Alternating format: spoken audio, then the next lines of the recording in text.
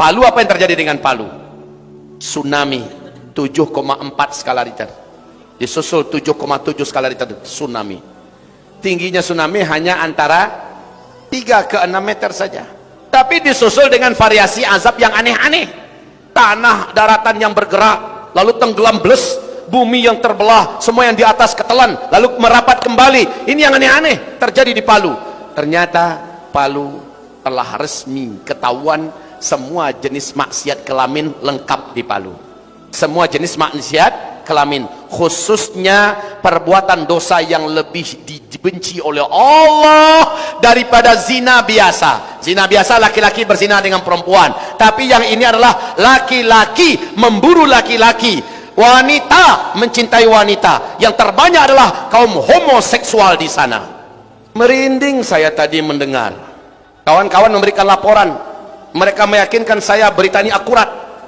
Untuk Riau sudah terhitung jumlah yang resmi di angka 7 ribuan orang para lelaki homo. Innalillah. Rumbai termasuk di antara tempat yang terbanyak kaum LGBT-nya di sana. Kota Pekanbaru, maaf kalau saya sebutkan tempat ya, saya ingatkan pemerintah Kota Pekanbaru, Gubernur Riau, ini kewajiban Anda menutup dan mengusir semua pelaku-pelaku seks menyimpang. Kewajiban Anda. Jika Anda tidak lakukan, demi Allah, apa yang terjadi di Palu akan terjadi di kota tercinta yang kita sangat sayangi ini. Riau sudah rawan dengan bencana. Di bawahnya kita sudah tahu apa yang terjadi. Gempa dengan cepat bisa Allah datangkan. Dan cukup pelaku LGBT sebenarnya pemancing terbesar dari bencana. Saudara-saudaraku, memang menjelang Dajjal keluar, ini kan ada di penghujung tanda besar kiamat, di penghujung fase keempat ada 4 tanda besar kiamat. Yang pertama adalah dukhon. Yang kedua adalah Dajjal. Yang ketiga adalah Allah turunkan Nabi Isa alaihissalam. Baru yang keempat, sebagai penutup fase keempat, Allah lepaskan Ya'juj dan Ma'juj. Nah, kita lihat tanda besar kiamat yang kedua, Dajjal. Tolong dibaca kembali buku kita yang berjudul Ensiklopedia Akhir Zaman oleh Syekh Dr. Ahmad Muhammad Al-Mubayyab. Di sana disebutkan para pengikut Dajjal, sebelum Dajjalnya secara fisik keluar menampakkan diri, para pengikut Dajjal itu ada 8 kelompok. Salah satu kelompoknya adalah para pelaku seks menyimpang. Kaum LGBT adalah kelompok yang akan menyembah Dajjal, dan itu tersiapkan terlebih dahulu di setiap kota di seluruh dunia menjelang Dajjal keluar. Tanda-tanda Dajjal akan keluar di dalam hadis sahih Imam Muslim dari Fatimah binti Qais, 100% tanda-tanda Dajjal akan keluar di masa kita ini sudah terjadi. Saudara-saudaraku yang kami muliakan, maka kehadiran kaum LGBT, tugas siapa menyetop mereka? Anda diam saja, maka saksikan bangunan-bangunan rumah yang Anda bangun puluhan tahun akan berakhir tamat. Kalau Anda biarkan, kalau ibu bapak membiarkan saja, sekolah-sekolah anak-anak kita akan rata dengan tanah. Anak kita ada dalam tumpukan itu. Usaha-usaha kita, kantor-kantor kita, kantor gubernur, kantor wali kota, dan semua kantor-kantor yang ada, jembatan kita, usaha kita, semuanya hancur karena kelakuan kaum Nabi Lut ini. Jangan biarkan. Hanya prinsip kita, Ustaz, kayak yang buat dosakan mereka, yang tanggung dosakan mereka, yang masuk nerakakan mereka. Kami jadi orang soleh saja, Ustaz. Kami akan diam sajalah. Kami akan terus taat. Yang penting kami awasi diri kami, keluarga kami, agar jangan melakukan hal yang sama. Kalau begitu prinsipnya, maka selamat datang kiamat kecil, kehancuran kota Pekanbaru, dan hilangnya Riau dari peta dunia. Ini saatnya Allah bayar cash. Sudah lama Allah tunda-tunda, Allah kasih waktu, Allah berikan perpanjangan. Mereka pelaku kaum Nabi Lut. Coba lihat kalau dalam Islam, pelaku zina paling-paling dipukul punggungnya 100 kali. Betul tidak? Zina normal ini. Kalau dia sudah beristri atau bersuami, nah, dilemparkan batu, maka dia pun meninggal. Dilemparkan batu, ditanam dulu setengah atau kepalanya segini, dilemparkan batu, meninggal. Sudah selesai. Dan dia masuk surga nanti, karena dia tobat dengan dijalankan syariat Islam. Tapi pelaku seks menyimpang LGBT, tidak ditunggu dia tobat, tangkap, bawa ke tempat yang tinggi, kemudian lepaskan, maka matilah dia di bawah. Ternyata masih bergerak-bergerak, bawa lagi ke atas, lemparkan lagi. Begitu Allah tetapkan hukum bagi para pelaku kaum Nabi Lut. Saking jijiknya Allah dengan perbuatan ini. Dan ini ada di kota kita, ini ada di negeri kita.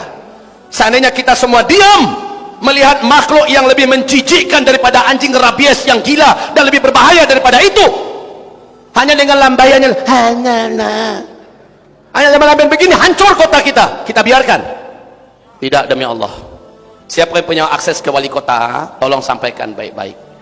Kami tidak ingin kota Pekanbaru hancur, binasa dan lenyap dengan azab karena adanya kaum pelaku seks menyimpang ini di kota kami.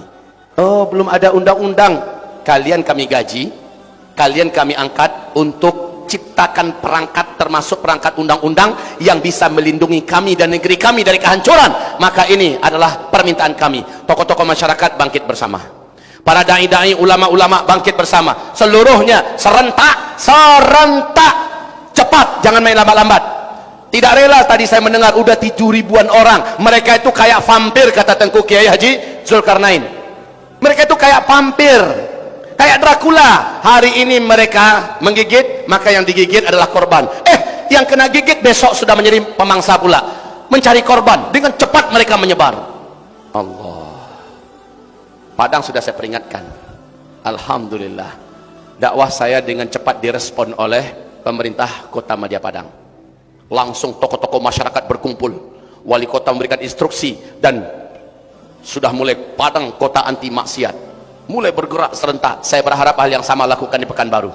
Lakukan di Pekanbaru. Tidak cukup dengan mendengarkan ceramah lalu paham tapi lalu diam saja. Jangan. Kita sedang berpacu dengan waktu. Antara azab turun atau Allah tunda, syaratnya segera bergerak. Siapa yang punya akses ke wali kota, sampaikan baik-baik kepadanya.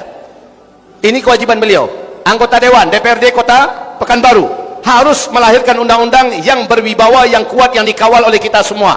Polisi punya nyali dan keberanian kalau kita yang mau, kita yang ingin, betul tidak? Mereka kita gaji buat apa? Buat menjaga kita, buat menjaga negeri kita.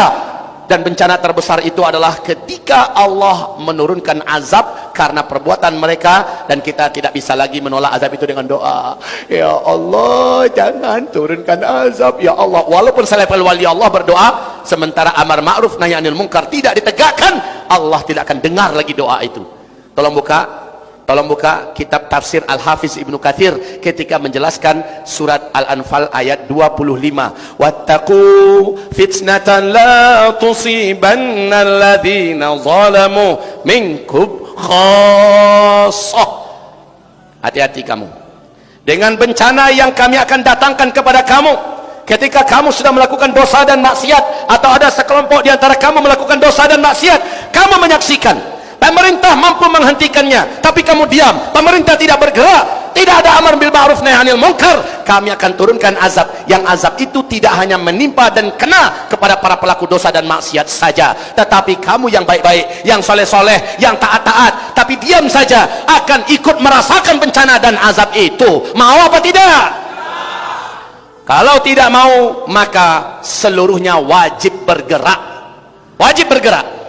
Pekanbaru kota anti LGBT, Rumbai anti LGBT, Panam anti LGBT. Tajamkan mata kita, lihat. Kalau sudah mulai agak aneh-aneh, kalau sudah mulai agak ketahuan jelas, foto cepat.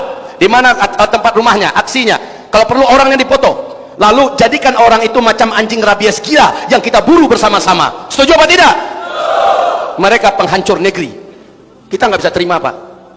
Kita nggak bisa terima. Saya tahu apa yang akan terjadi. Ini jangan-jangan Ustaz Azul akan hilang nih, segala macamnya. Terserah, saya titipkan jiwa raga saya kepada Allah. Ketemu saya, mereka saya lawan sampai saya mati, atau mereka yang mati.